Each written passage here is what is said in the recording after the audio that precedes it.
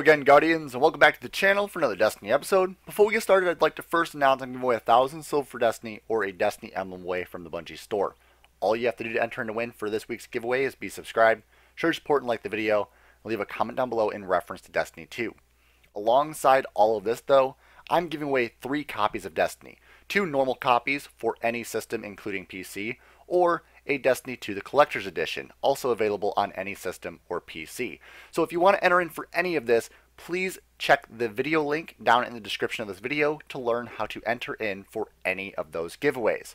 Alongside that, enjoy the video. So Guardians, to start off this video, first I'd like to say thank you to all the Year 2 and Year 1 players out there that still watch this series. I know you don't get too much of a benefit from this series of XUR's location and inventory, but for those Year 3 players out there, continue watching the series because you can get a lot of useful information about the exotics that you might not have. So to start off, XUR's location for this week is obviously located down by the Tower Vanguard. We go into his inventory, he's got some pretty good stuff this week, so especially for the Year 3 players. He's got Twilight Garrison, Don't Touch Me's, Void Fang Vestments, and Mida Multi-Tool. He's also got the Legacy engram for heavy weapons. We're going to be going over from the bottom of the list though first. So exotic shards, 7 strange coins, Mode of Light for 2 strange coins. We got the Plasma Drive and the Void Drive, both for 23 strange coins. These are the most common ones he sells. The red and green one are the rarest.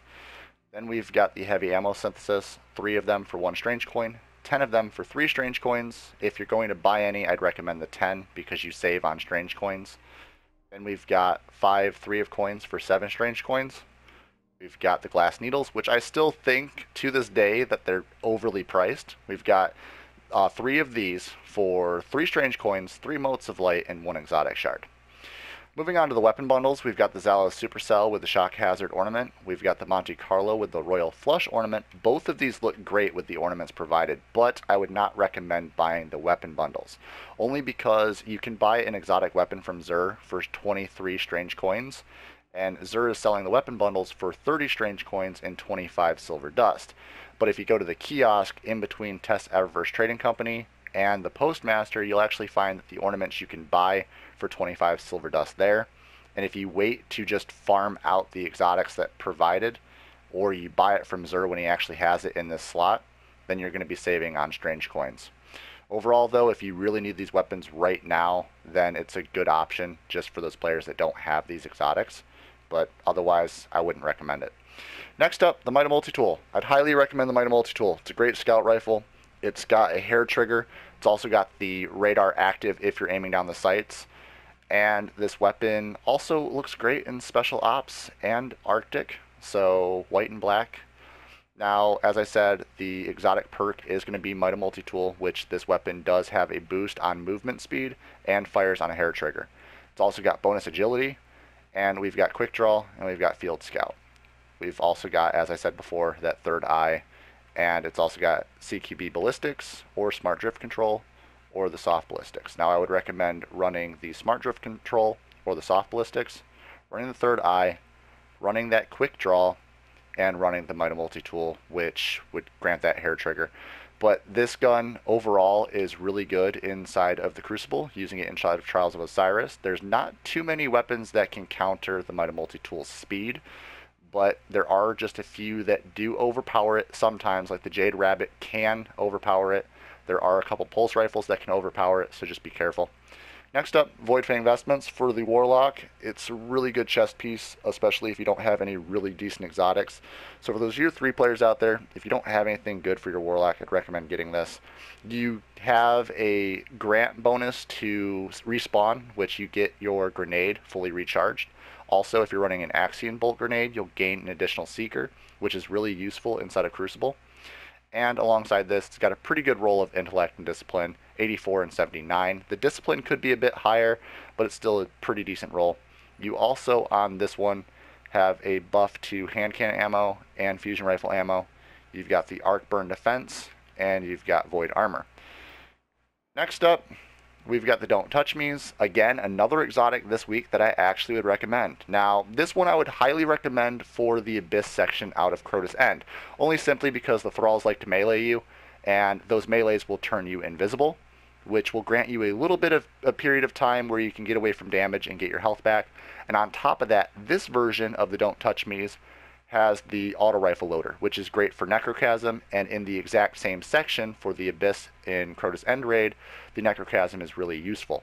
You also have the sniper rifle loader if you need it. You've got the Switchblade for decreases the melee attack cooldown, which is also great. We've also got impact induction. Now, if you're going to be using the Stalker build for your Blade Dance, you can actually melee thralls as well with the Switchblade to go invis for a second time, which is also really useful. So all around, a really good role for the Don't Touch Me's this week. It's also going to have an intellect of 53 and a strength of 52, which is also really decent. Next up, Twilight Garrison, another exotic that I'm surprised to say I'm going to recommend for this week. The Twilight Garrison, most Titans are using nowadays to do glitch videos, but alongside that, it's really good to evade damage inside of the Crucible, and also to save yourself from a fall from, say, one of the jumping puzzles out of the raid. So this one's going to have a really nice roll of 85 intellect and 81 of discipline, which is almost maxed roll across the board, so really good and highly recommended. Alongside that, we're going to have the Void Recovery and Void Armor. We have special ammo and we have heavy ammo. And it's really great to run the Twilight Garrison just because it's not just one specific special weapon, it's actually all of them across the board. And we have also got that heavy weapon ammo for, say, the Sleeper Simulate or the Gjallarhorn out of the raids. And again, the intellect and discipline roll is super good.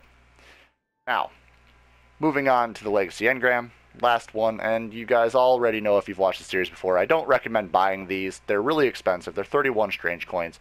But if you're really opted into finishing your weapon kiosk from year one, then go and buy one of these at a time. You'll be guaranteed about 95% of the time the exotic that you're missing.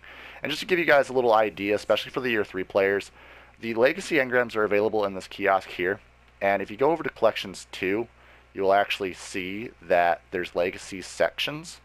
And these Legacy weapons only drop to a max of 160 to 170. So I'm just going to let you know now, if you do buy Legacy Engrams, you are wasting strange coins.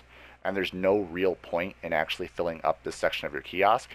As for me, I do know that I have all the sections full. But again, no point. And there you have it, Guardians. That's all the information for this video this week. Thank you guys for stopping by the channel to check out XUR's location and inventory review. As always, stay up to date on this channel by subscribing.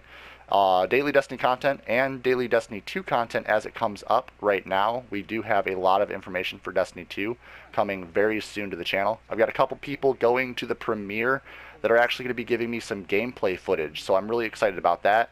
Huge shout out to them, because honestly without them I wouldn't be able to get some gameplay up for you, because I did not get invited to the premiere.